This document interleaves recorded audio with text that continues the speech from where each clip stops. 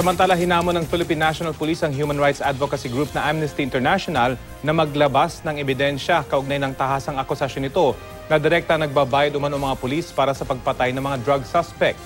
Narito ang aking report.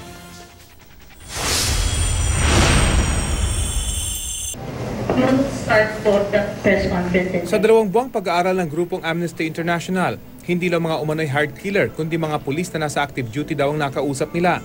Pag-amin daw ng mga umano'y hard killer sa grupo, binabayaran sila ng mga pulis para pumatay.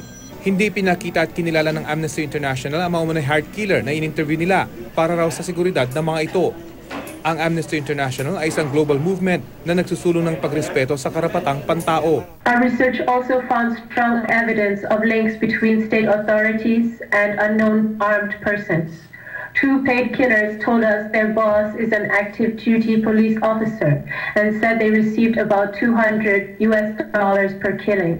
Ayon pa raw sa mga nakausap nila mga umano'y hard killer, kung bago maupo ang Administrasyong Duterte, nasa 2 ang napapatay nila kada buwan. Pagpasok daw ng bagong administrasyon, umakyat sa 3 hanggang 4 ang napapatay nila kada linggo o 12 hanggang 16 sa kada buwan. Ayon din sa international group, sa 33 kasong inimbestigahan nila, 20 ay sakop ng police operations habang mga extrajudicial killings ang 13. Ang drug watch list daw na hawak ng mga lokal na opisyal at pulis, hindi raw dumaan sa verification. Kaya maski ang mga nagbago na, target at damay pa rin. Ang mas masaklap daw, hindi maayos ang naging investigasyon sa pagkamatay ng mga ito. Natatapos ang investigation na pag nasabi lang, ay, murder. Ay, ano yan, unidentified assailant. Ay, kilala na namin yung assailant. Pero yung pagpa-file ng case, paghahabol dun sa mga perpetrators, ay hindi kasama dun sa sinasabi nilang finish line.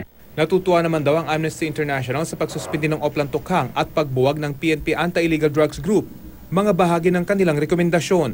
Sa pagbabagong ito ay huwag iiwanan yung mahigit na 7,000 na namatay. Ano ang mangyayari sa kanila? They still deserve full investigation and justice to them and to their family.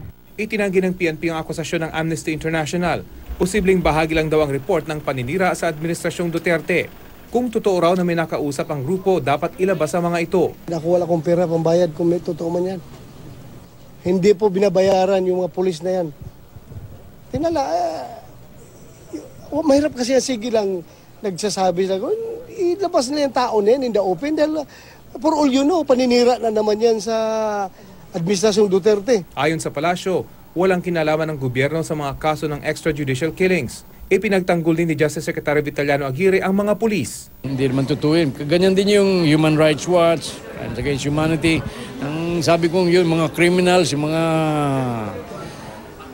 mga drug lords, drug pushers, they are not the humanity. Bagamat nakagawa ng pagkakasala o ng krimen ng isang tao, hindi naniniwalang amnesty na siya ay karapat-dapat na abusihin ng kahit sino man. Impartial po ang tulad ng pagiging universal ng human rights.